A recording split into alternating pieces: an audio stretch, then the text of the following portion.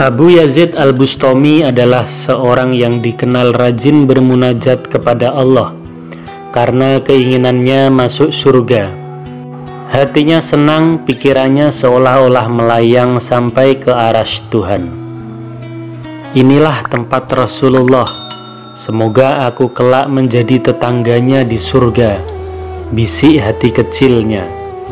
Ketika ia tersadar dari hayalannya, tiba-tiba terdengar suara menyeru, "Ada seorang hamba yang kelak akan menjadi tetanggamu di surga. Ia tinggal di negeri ini," kata suara itu. Terdorong hatinya untuk mencari sahabatnya yang kelak menjadi tetangganya di surga. Abu Yazid pergi mencari orang yang disebutkan. Ia berjalan kaki sejauh 100 farsah hingga sampai ke sebuah negeri tempat orang yang disebutkan itu.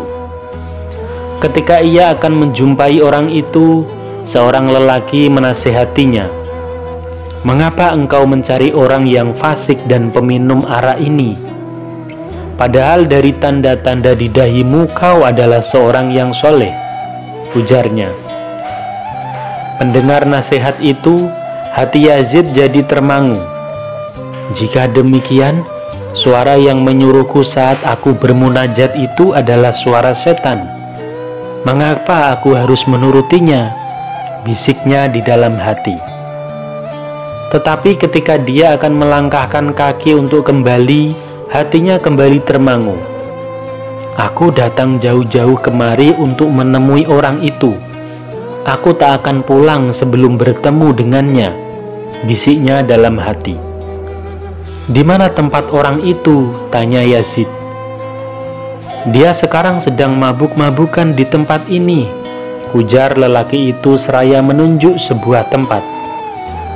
Maka melangkahlah kaki Yazid menemui orang yang disebutkan itu. Benar juga, di tempat itu ia melihat 40 orang laki-laki sedang mabuk-mabukan minum khamr. Sementara orang yang dicarinya itu tampak duduk di antara mereka. Begitu melihat kenyataan yang kontras dari apa yang disangkanya sebelumnya, Abu Yazid Al-Bustami cepat membalikkan kaki hendak meninggalkan mereka. Ia merasa kesal dan putus asa, tetapi seseorang memanggilnya. "Hai Abu Yazid, mengapa engkau tidak jadi masuk rumah ini? Bukankah engkau jauh-jauh datang kemari hanya karena ingin bertemu denganku? Katanya engkau mencari seseorang tetanggamu di surga kelak," ujar lelaki itu. Mendengar ucapan orang itu, hati Abu Yazid jadi masghul. Ia tak habis pikir bagaimana orang itu bisa mengetahui maksud kedatangannya, padahal ia belum menyampaikan isi hatinya.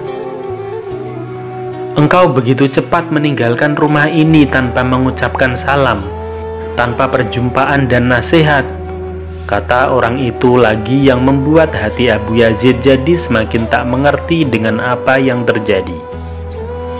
Dalam keadaan hati yang galau, Abu Yazid mulutnya seakan terkunci, tetapi ada pergulatan di dalam hatinya.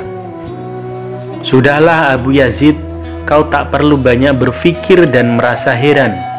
Yang menyuruhmu datang kemari telah memberitahukan kedatanganmu kepadaku.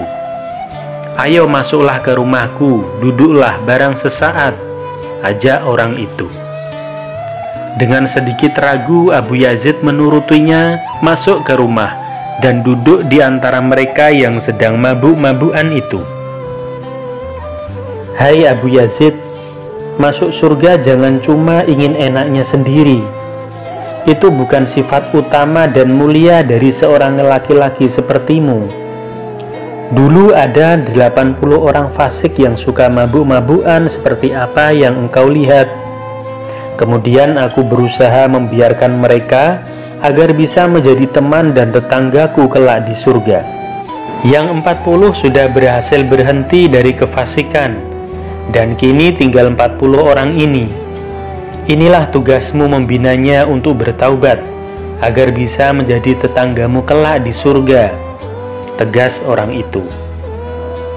Bagai disambar petir, hati Abu Yazid mendengar ucapan orang itu.